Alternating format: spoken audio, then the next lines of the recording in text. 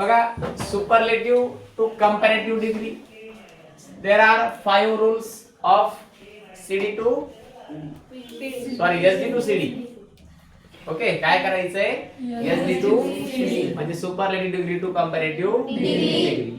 Okay, बघा मग आता पहिला रूल्स काय सांगतो आपला? फर्स्ट आपण write the subject and verb of the given sentence. की दिलेल्या वाक्याचं कर्ता आणि क्रियापद ऍज इट इज काय करायचे आपल्याला लिहून घ्यायचं. Second is then write the comparative form of adjective. जसं वर्बचे 4 फॉर्म आपण पाहिलेत तसे ऍडजेक्टिव्हचे पण काय असतात?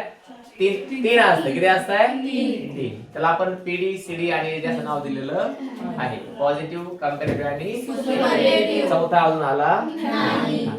बरोबर आहे. मग आपल्याला आता SD म्हणल्यावर कोणता आला रे? काय डिग्रीचं कोणतं येईल ऍडजेक्टिव्हचं फॉर्म? एक तर EST किंवा मोस्ट, प्रिफिक्स किंवा सफिक्स. बरोबर आहे. त्यानंतर तिसरे बघा then right than any other.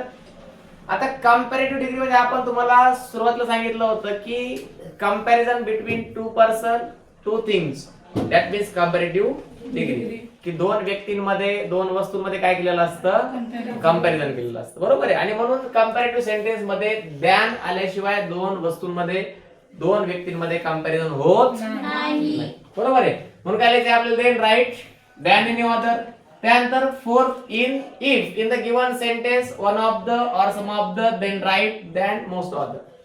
जर वाक्यामध्ये वन ऑफ द किंवा सम ऑफ द आलं तर मग त्याच्याऐवजी काय लिहायचं आपल्याला?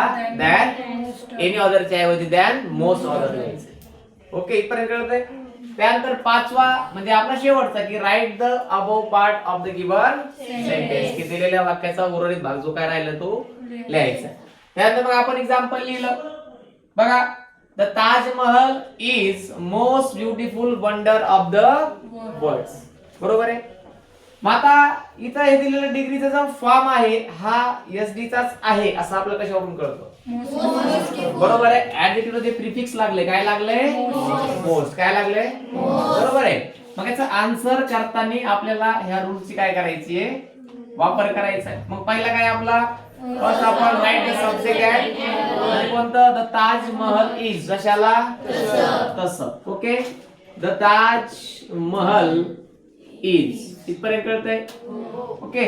सेकंड काय मग? Then write the comparative form of adjective. बघा काय होईल रे? मोस्ट काय होईल? More beautiful. काय होईल? More beautiful. पुढचं काय राहिले? ओके, नेक्स्ट काय? Then right than any other. या वाक्यामध्ये वन ऑफ द किंवा सम ऑफ द आहे का? नाहीये. मग काय लिहायचंय? दॅन एनी अदर लिहिलं. ओके. त्यानंतर next if in the given sentence one of the or some आहे का वाक्यात? One of the, some of the नाहीये. मग लिहायची गरज आहे का? नाही. मग राहिलंय काय शेवटचा पार्ट आपला? Write the above sentence of the given sentence wonder of world. लिहा ऍज इट इज. कॉपी करायला आपण पक्के म्हणून लिहायचे वंडर ऑफ वर्ल्ड. हे झालं आपलं आन्सर. पुन्हा वाचा. The Taj Mahal is more beautiful than any other wonder of the world. की देशातील जगातील इतर आश्चर्यापेक्षा ताजमहल हे सर्वात सुंदर काय आहे? आश्चर्य. ओके.